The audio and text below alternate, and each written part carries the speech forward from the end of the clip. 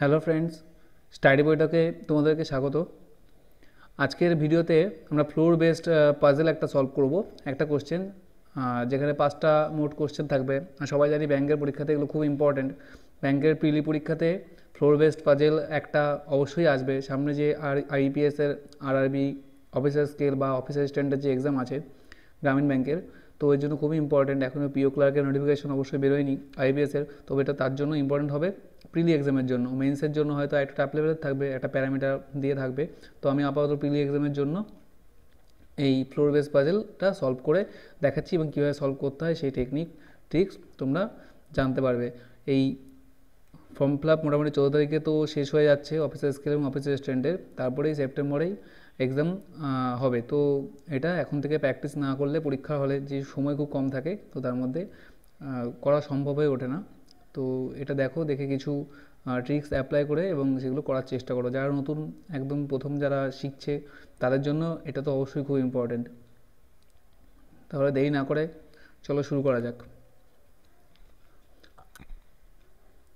প্রশ্ন: a building has 7 floors, number 1 to 7। 1 থেকে 7 পর্যন্ত একটা বিল্ডিং আছে, ফ্লোরগুলোর নাম দিয়েছে 1 থেকে 7, 1 to 7, 1 2 3 4 5 6 7। এবার কীভাবে আছে? In such a way that the ground floor is number 1, একদম নিচের ফ্লোরটা হচ্ছে number 1, and the floor above it number 2, এরপরে উপরে হচ্ছে 2, এবং সো অন, মানে তার উপরে 3, তার উপরে 4, এইভাবে টপমোস্ট ফ্লোরটা কী হবে? নাম্বার 7। তাহলে যখন অ্যারেঞ্জমেন্ট, তাহলে অ্যারেঞ্জমেন্টটা আমাকে বানাতে হবে। কীভাবে বানাবো? এরকমভাবে লিখব যে 7 6 5 4 3 2 1। ঠিক এটা হচ্ছে ফ্লোরটা আমি করলাম। একটু এঁকে বেঁকে গেছে, তো এটা একটু কষ্ট করে তোমরা দেখে নেবে, কারণ স্ক্রিনে এটা আমি লিখছি, তো একটু সমস্যা হতে পারে এই জন্য। এবার যদি আমি একটা দিয়ে সলভ করার চেষ্টা করি, একটা আমি ডায়াগ্রাম আঁকলাম, এখান থেকে সলভ করার চেষ্টা করি, এখানে বিভিন্ন পসিবিলিটি আসতে পারে। হতে পারে এ হয়তো 6 বা 3 দু জায়গায় থাকতে পারে, বিকে দেখা যাচ্ছে 3 বা 5 থাকতে পারে, সিকে দেখা গেল 7 বা 5 থাকতে পারে। তাহলে সমস্যা হচ্ছে কাকে কোথায় বসাবে?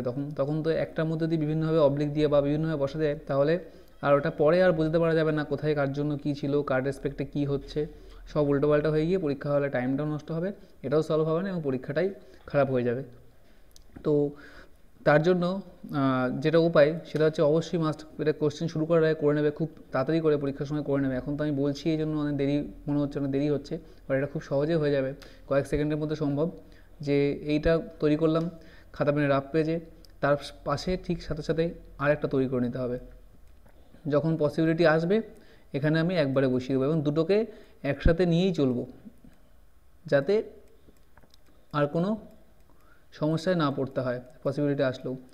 এবং আমি সবসময় রেকমেন্ড করবো যে দুটোর বদলে 3টে নিয়ে চলা, কারণ হতে পারে যে দুটোর থেকে এমন কিছু আসছে যেখানে 3 নম্বর আরেকটা ডায়াগ্রামের প্রয়োজন হতে পারে। আমি শিওর নই, সবগুলোতে প্রয়োজন হয় না। এরপরে যখন তোমরা এগুলো প্র্যাকটিস করতে করতে একদম অনেকটাই বুঝে যাবে, তখন দেখবে 3টের প্রয়োজন হবে না। তবে আমি শুরুতে 3টে নেওয়ার কথা বলবো। তবে 3টের বেশি প্রয়োজন হবে না, শুধুমাত্র প্যারামিটার যেহেতু নেই, একটা প্যারামিটার যদি থাকতো এর সঙ্গে, কি এই কালার লাইক করে বা তার এই গাড়ি আছে, তো এরকম যদি কিছু থাকতো তাহলে হয়তো 3টেতে হতো না, তাহলে আমি 4টে রেকমেন্ড করতাম। তো এখন 3টে বলছি। তো শুরু করছি প্রথমে শর্ত থেকে, এখান থেকে শর্ত শুরু। 1 out of 7 people A B C D E F and G lives on each floor। আচ্ছা, প্রত্যেক ফ্লোরে একজন করেই থাকবে, ইচ ফ্লোর, ঠিক আছে। এ লিভস অন 4th ফ্লোর, প্রথম ফর্মুলাটা একদম কনফার্ম ওরা করে দিয়েছে। A lives on 4th floor, 4th floor কোনটা? এইটা, এখানে এ আছে। ঠিক 3টেতেই বসিয়ে রাখবো, কারণ এর পরেরটা ঠিক পাল্টে যাবে। এ ফিক্সড, 3টের জন্যই এ ফিক্সড, এ ওদের বলে দিয়েছে, সুতরাং এ ফিক্সড। তাহলে এটা হয়ে গেল। Next, E lives on the floor, E lives on the floor immediately below F's floor. E হচ্ছে ঠিক এফ এর নিচে থাকে। এখানে সাইডে আমরা আরেকটা রাফ করব, সেখানে আমরা এই শর্তগুলো লিখবো যেগুলো আমরা বুঝতে পারছি না, যে E lives on immediately below F floor, মানে ই এফ এর নিচে থাকবে। এবার এখানে অনেক ফ্লোর ফাঁকা আছে যারা এফ এর নিচেই বসানো যেতে পারে, সুতরাং এভাবে তো বসানো সম্ভব নয়, প্রত্যেকের জন্য আলাদা ডায়াগ্রাম করা সম্ভব নয়। তাহলে আমরা কী করবো? এই শর্তটাকে এখানে লিখে রাখবো যে ঠিক এফ এর নিচে থাকবে ই, এটা হচ্ছে আমাদের শর্ত, এটাকে আমরা লিখে রেখে দিলাম। পরে যখন এটা আমরা কোথাও পাবো, এফ বা ইর কোনো পজিশন যদি পেয়ে যায়, তাহলে আমরা একটা পজিশন অবশ্য সহজে বের করতে পারবো। Next, F does not live on the second or the seventh floor. হ্যাঁ, এফ সম্পর্কে একটা জিনিস পাওয়া যাচ্ছে যে F does not live on the second or the seventh floor. F second বা সেভেন্থ ফ্লোরে থাকে না, তার মানে এফ এখানে থাকে না, এফ এখানে থাকে না। যদি না থাকে, প্রত্যেকটার জন্য সেম, আমি প্রত্যেকটা লিখলাম না, তোমরা এই বরাবর লাইন বরাবর দেখে নেবে যে হ্যাঁ এখানে থাকে না। যদি না থাকে তাহলে নিশ্চয়ই সাথে যদি এফ না থাকে তাহলে 6ই থাকবে না, কারণ বলেছি এফ এর নিচেই থাকতে হবে। তাহলে কি উপায়, 2-এ যদি এফ না থাকে তাহলে নিশ্চয়ই একেই থাকবে না। তাহলে একমাত্র উপায় কি, 4-এ তো এফ বসানোর জায়গা নেই, তাহলে উপায় অনেকগুলো হতে পারে। যেমন 3-এ তাহলে এফ আছে, 2-এ তাহলে ই থাকবে, 6-এ এফ থাকলে 5-এই থাকবে, 7-এ এফ থাকবে না। তো এই দুটো সম্ভাবনা এখানে দেখতে পাচ্ছি না। তাহলে আমি কি করব, আমি 3-এ এফ বসালাম এবং 2-এ ই বসালাম, এফের নিচে ই। ঠিক 6 আর 5-এ হবে, 6-এ এফ 5-এ ই হতে পারে, তাহলে আমরা সেটা এখানে বসাবো না, কারণ এটা আমাদের পসিবিলিটির জন্য আমরা যে ডায়াগ্রামটা পাশে রেখেছিলাম সেইখানে এটা আমি বসাবো। তাহলে আমি দুটো ডায়াগ্রাম নিয়ে যদি চলি, একটা একসময় গিয়ে ভুল প্রমাণিত হবে যে হ্যাঁ এটা ভুল, এটা এরকম করা যাবে না। ঠিক আছে, এই ডায়াগ্রামটা আপাতত থাক। এই ডায়াগ্রামটা কোনটা হয়তো দেখালো, হতে পারে এটা কাটা হয়ে যাচ্ছে, বাট এটাও কাটা হয়ে যাচ্ছে, ঠিক এটার থেকে আরেকটা তৈরি হচ্ছে, সেটা আমি এখানে বসাতে পারবো। এ তো ফিক্সড, কোনো অসুবিধা নেই কোনো, এফ এর পজিশন এখনও ফিক্সড হয়নি। তো দেখা যাক, F does not live on the second or the seventh floor হয়ে গেল। সেকেন্ড বা সেভেন্থ ফ্লোরে এফ থাকে না, আমরা বসাইনি। ঠিক আছে, next, C live on the third floor. C third ফ্লোরে থাকে। এখানেই দেখা যাচ্ছে যে এই ডায়াগ্রামটা আমাদের ভুল, কারণ থার্ড ফ্লোরে এফকে বসিয়ে দিয়েছি, এটা হবে না। তাহলে আমরা সি কোথায় বসাবো, এইখানে। C live on the third floor, এটা confirm. Next, B does not live on a floor immediately above or below C's floor. B C এর উপরে বা নিচে থাকবে না, ইমিডিয়েটলি থাকবে না। আমরা দেখতে পাচ্ছি যে সি যদি বি এর ইমিডিয়েটলি উপর নিচে না থাকে, উপরে থাকার সম্ভাবনা নেই, উপরে এ আছে, নিচে যদি না থাকে তাহলে বি 2-এ থাকবে না, তার মানে 2-এ বি হবে না। তাহলে বি কোথায় থাকতে পারে, একমাত্র বি হতে পারে 7-এ, এখানে লিখে রাখলাম, এবং বি হতে পারে 1, এখানে লিখে রাখছি। এটাও পসিবিলিটি, বাট এর জন্য ডায়াগ্রামের দরকার নেই, কারণ দুটো পসিবিলিটি, একটা জিনিস নিয়ে দু জায়গায় হবেই হবে না, দুটো প্লেসই ফাঁকা আছে, সুতরাং এটা নিয়ে কোনো চিন্তা নেই। এটা যখন আমরা একটা সুবিধা মতো একটা কোনো শর্ত পেয়ে যাবো যেখানে আমরা বসিয়ে দিতে পারবো। তাহলে বি আমি কনফার্ম করে দিই, কনফার্ম করলে ডান পাশে লিখবো, আপাতত বাঁ পাশে লিখেছি কারণ এটা টেম্পোরারি, ঠিক নেই। তাহলে B does not live on a floor immediately above or below C's floor. ঠিক আছে, গেল। Next, D does not live on the top most floor. আচ্ছা, ডি টপ মোস্ট ফ্লোরে থাকে না, তাহলে ডি কোথায় থাকবে, ডি পজিশন তাহলে দুটো। আচ্ছা, একটা কাজ করছি, প্রথম যখন শিখছি তাহলে আমরা একটা পসিবল ডায়াগ্রাম এঁকেই নিই বির জন্য। বির জন্য আমি ধরলাম এখানে বি আমি দিলাম 7-এ, ঠিক আছে, আর এই ক্ষেত্রে আমি বিকে দিলাম 1-এ। দুটো পসিবিলিটি পেয়ে গেলাম। 3-এ আমরা সি পেয়ে গেছি, আর এফ ই তো আছেই। আমরা এটার থেকে একটা পসিবিলিটি শুধু বার করলাম শুধু বি এর জন্য, এফ এবং ই, ব্যাস। B does not live on a floor immediately above below, আচ্ছা এটা হলো।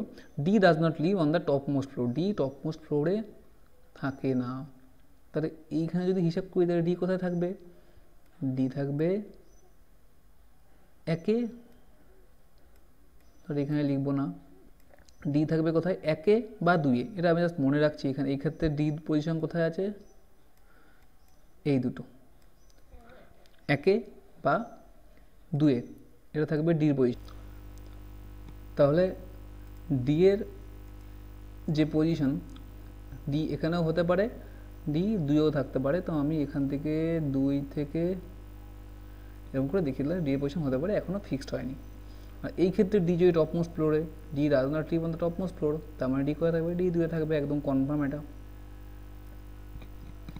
এই ক্ষেত্রে কনফার্ম, বাট এই ক্ষেত্রে এখনও কনফার্ম হয়নি, 2-এ না 1-এ। G does not live on any floor below E's floor.